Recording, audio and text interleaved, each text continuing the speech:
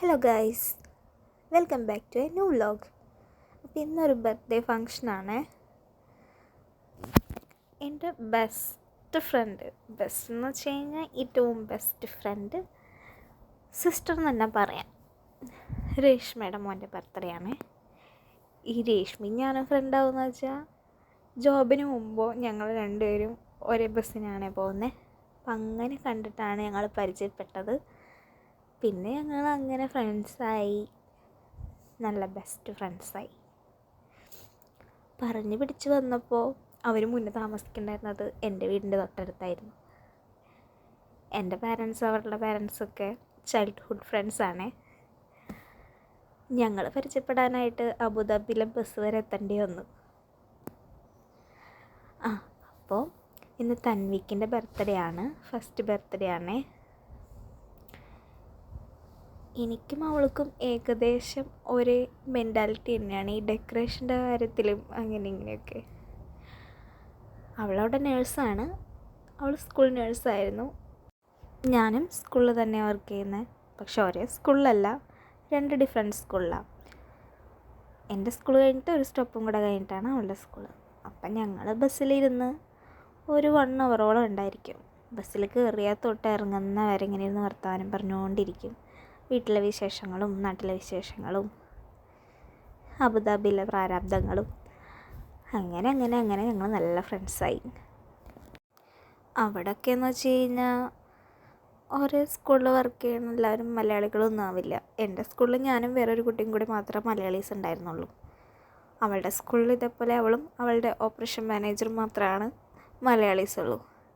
അപ്പം മലയാളീസിനെ കാണുമ്പോൾ നമുക്ക് വർത്തമാനം പറയാനായിട്ടൊരു ആക്രാന്തമായിരിക്കും. അവളാണെങ്കിൽ റോട്ടിൽ കൂടെ പോണ കാക്കേനെ വരെ പിടിച്ച് നിർത്തി വർത്താനം പറയും. അതാ ടൈപ്പ്. ഒരാളെ വെറുതെ വിടില്ല. ബസ്സിലുള്ള എല്ലാവരുമായിട്ടിരുന്ന് വർത്താനം പറയാനാണ് അവളുടെ മെയിൻ ഹോബി.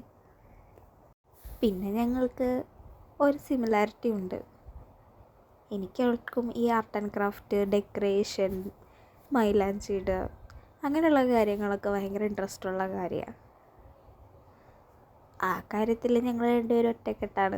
കണ്ടില്ലേ, ഇപ്പോൾ അവളുടെ കുഞ്ഞിൻ്റെ ബർത്ത്ഡേക്ക് അവൾ തന്നെയാണ് ഫുൾ ഡെക്കറേറ്റ് ചെയ്തിരിക്കുന്നത്. എന്ത് രസമായിട്ടല്ല ഡെക്കറേറ്റ് ചെയ്തിരിക്കുന്നത്. അവിടെ നമുക്ക് ഇങ്ങനെയൊക്കെയാണ് ഓരോ ഫ്രണ്ട്സിന് കിട്ടുക. ബസ്സിലും നടക്കാൻ പോകുമ്പോഴും പാർക്കിലൊക്കെ സ്ഥിരം കാണുന്ന ആളുകൾ, റൂമിനടുത്തുള്ള ആളുകളൊക്കെ നമ്മുടെ ഫ്രണ്ട്സായി മാറും.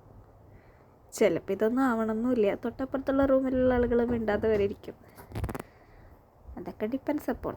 അവിടെ ആർക്കും ആരുടെ കാര്യങ്ങളും പരസ്പരം ഷെയർ ചെയ്യാനും അന്വേഷിക്കാനൊന്നും ടൈമില്ല. പിന്നെ അവിടെ ഇതേപോലെയൊക്കെ ആയിരിക്കും നമ്മുടെ ആഘോഷങ്ങളും. ഓരോരുത്തർ റൂമിലുള്ള സ്ഥലങ്ങളിൽ വെച്ച് നമ്മളുടേതായ ഡെക്കറേഷനും കാര്യങ്ങളൊക്കെ വെച്ച് പരിമിതമായിരിക്കും ബർത്ത്ഡേയ്സും ബാക്കി ആഘോഷങ്ങളൊക്കെ. അപ്പോൾ അവൾ ഡെക്കറേറ്റ് ചെയ്തിരിക്കുന്നതാണ് അവരുടെ ഈ കുഞ്ഞു റൂമിൽ. നല്ല രസമായിട്ട് തന്നെ ഡെക്കറേറ്റ് ചെയ്തിട്ടുണ്ട്.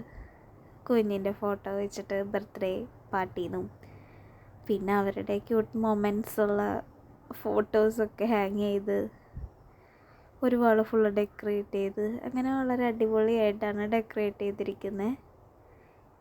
ഈ ഒരു റൂമാണ് നമ്മുടെ ലോകം. അവിടെ ഇതിൽ തന്നെയായിരിക്കും നമ്മുടെ ഡ്രോയിങ് റൂമും TV റൂമും പ്ലേ ഏരിയയും ബെഡ്റൂമും ഡൈനിങ് റൂമും ഒക്കെ. അപ്പോൾ ഇതാണ് അവളുടെ മോൻ തൻവിക്ക്. നല്ല ക്യൂട്ടാണല്ലേ. അപ്പോൾ ബേബിക്ക് ഒരു ബർത്ത്ഡേ വിഷസ് എല്ലാവരും പറയണേ. Thanks for watching. Bye bye.